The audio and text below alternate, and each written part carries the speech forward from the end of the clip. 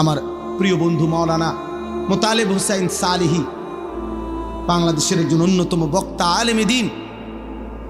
ওর একটা মেয়ে বাচ্চা হয়েছে আজকে 1 মাসের বাচ্চা। গত 1 মাস আগে এই মেয়ে বাচ্চাটা অসুস্থ ছিল কয়েকদিন।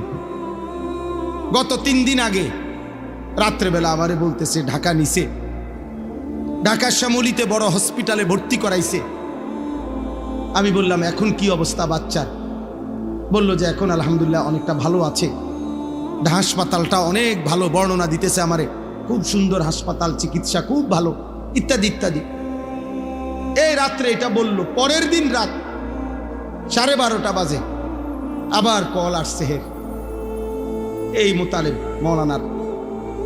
আবার যখন আমি মোবাইল রিসিভ করছি পরের দিন রাত 12:30টায়, ও দেহি কাঁদতেছে।